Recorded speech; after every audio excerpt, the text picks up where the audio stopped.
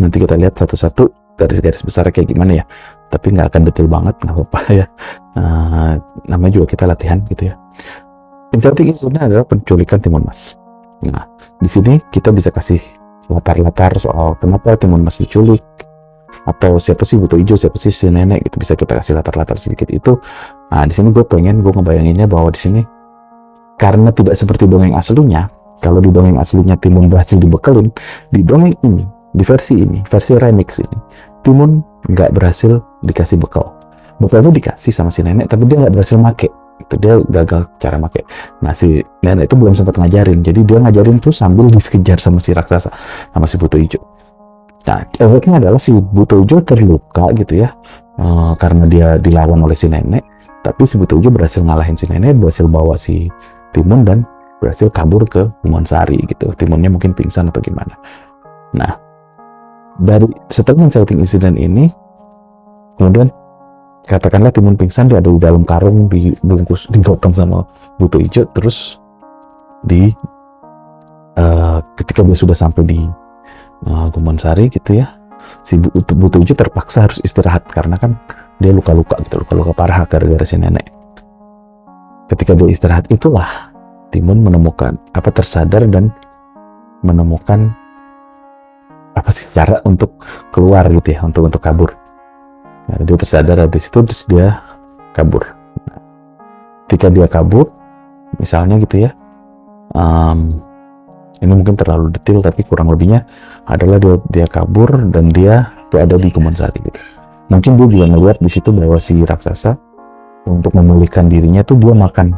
Jadi di dalam kantong tadi dia nggak sendirian, dia ada orang lain, anak lain atau apa gitu yang dimakan sama si Buto Ijo. Nah, di situ Timun benar-benar menyadari bahwa Buto Ijo ini berbahaya sekali. Dia takut sehingga dia terperosok lah dia ke dalam hutan Gumansari ini. Nah, si Buto Ijo menyadari bahwa si Timun ini kabur gitu ya, hilang, nggak ada di kantongnya. Dia kesel banget gitu, dia pengen nangkap gitulah. Nah, masuk ke bagian berikutnya adalah ketika dia ketemu si Hukah di sini gitu kan.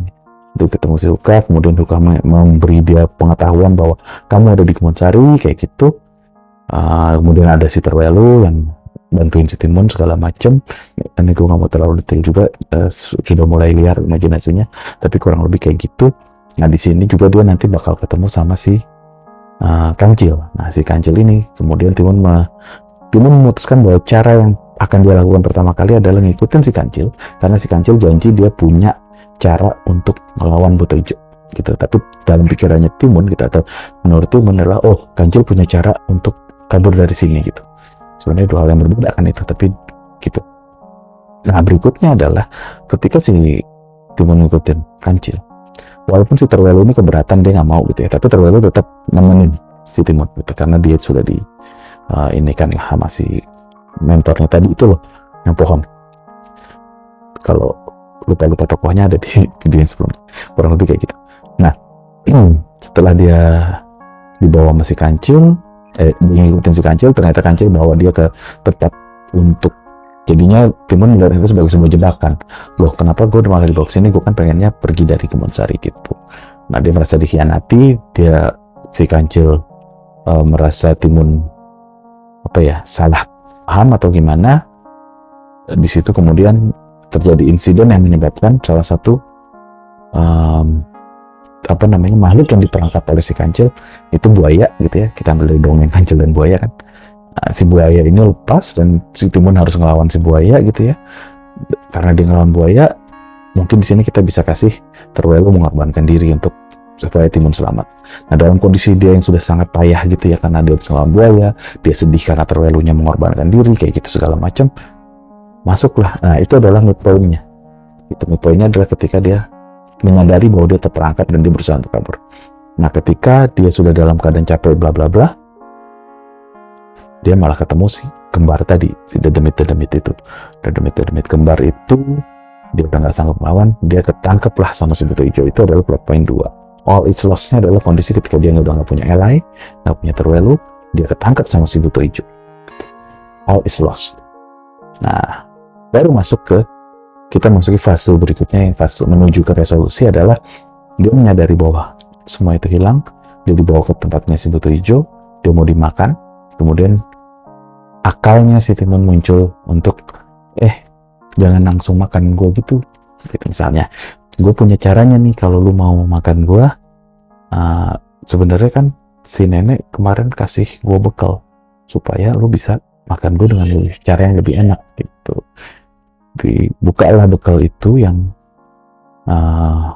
tadi dikasih di nenek. Jadi mungkin di awal tadi sedikit ini retcon, sedikit kita koreksi sedikit di awal gitu. Mungkin di awal tadi si nenek tuh udah sempet ngasih bekalnya tapi kan belum dipakai kan, tapi dia baru ngajarin caranya sambil ngelawan.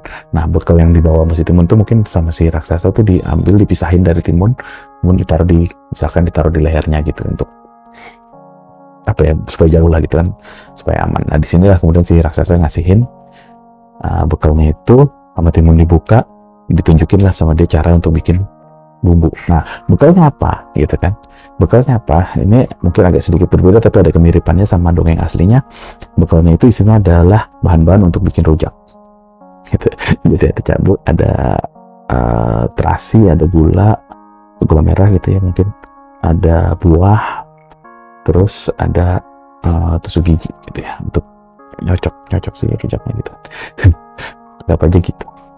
Wah, ini bahan apaan gitu kan, kata si raksasa yang nggak tahu apa-apa, si buto hijau. Oh, ini pokoknya enak. Nah, si timun kasih tahu cara bikinnya. Dia bikin di situ, jadilah sambal tuh. Sama si buto hijau dicicipin sambalnya. Wah, enak gitu kan, dia mau nih bikin timun seperti ini gitu kan. Tapi pada saat dia lagi nyicipin itu, dia lengah kan, warna enak, pedes gitu kan. Si timun ambil tusuk giginya, terus dia gunakanlah cara yang diajarin si neneknya untuk bikin hutan bambu itu lagi. Ya, si buto hijau ketemu lagi sama hutan bambu yang ngelukain dia di awal gitu kan. Terus timun ambil si bekal yang masih tersisa sedikit itu, dia bawa untuk pergi keluar dari tempatnya si buto hijau. Dia keluar dari tempatnya si buto hijau. Nah, ketika dia keluar itu, nah di sini kemudian fase resolusi ini mirip sekali gitu ya, gue pengen ambil dari dongeng Timun Mas yang pendek itu gitu kan. Dia dikejar. Ini jadi terjadilah kejar-kejaran klasiknya Timun Mas di sini. Nah, kejar-kejaran klasik ini Timun Mas dikejar terus sama buto hijau dan si Dedemit gitu ya. Nanti dia akan melemparin misalkan cabai itu berubah jadi api gitu kan. Ini nggak ada di dongengnya sih kalau nggak salah, tapi anggap aja begitu. Mungkin salah satu Dedemitnya terbakar atau gimana.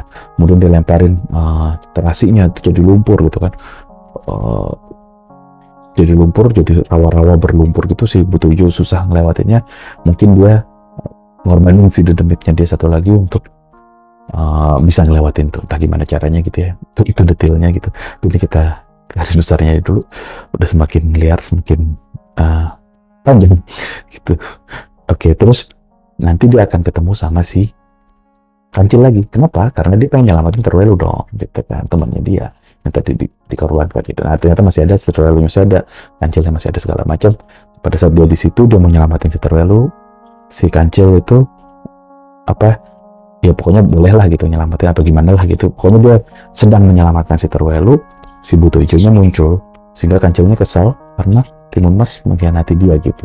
Nah, tapi ya Kancil akan melawan si buto hijau gitu karena memang dia tujuannya dia adalah melawan si buto hijau. Akhirnya si Timun pergi, dia terjebak di dalam halimun kabut yang buatannya si Kancil itu, yang bikin si Gumon Sari ini jadi penuh dengan sesat-sesatan itu. Halimun yang bikin orang tersesat itu. Si Timun cuma tinggal satu hal dalam bekalnya dia, yaitu garam. Jadi dia punya ide gimana kalau dia menebar garam pada kabut agar menjadi laut gitu kan. Jadilah laut, pelan-pelan itu menjadi laut, jadi kayak hujan badai terus jadi laut gitu ya, sambil dia kabur kan. Terus mungkin ada perahu atau kayu atau apa yang dia pakai untuk bertahan gitu ya, atau mungkin bisa juga kayu bekas si mentornya tadi yang pohon gitu ya. Bagaimana lah, pokoknya dia dan Terwelu melarikan diri dari tempat itu dalam badai gitu, udah dalam kesusahan badai segala macam. Setelah badainya selesai, Timun melihat mungkin ada tuh tubuhnya si Kancil terhanyut gitu kan. Terus dia ambil sama dia gitu, diangkat, dan ternyata masih hidup tuh Kancil gitu. Kancilnya selamat, tapi baru ketahuan bahwa si Kancilnya itu masih hidup. Ternyata buto hijaunya juga masih hidup gitu, muncul dari dalam air gitu seperti Jaws atau apa gitulah, monster laut gitu kan. Dia muncul dan berenang mengejar si Timun lagi. Nah, di situ si Kancil bisa mungkin bilang kayak, sampai kapan lo mau kabur terus dari masalah lo gitu, kasarnya kayak gitu kan. Kenapa nggak lo hadapin, kenapa lo nggak berusaha ngalahin si Buto Ijo sekarang.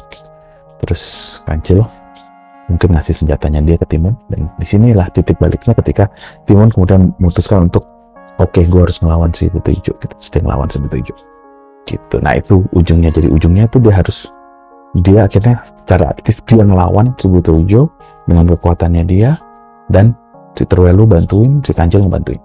Jadi mereka akhirnya berhasil ngalahin si Buto Ijo, dan setelah Buto Ijonya kalah, dia bisa keluar dari Gumon Sari.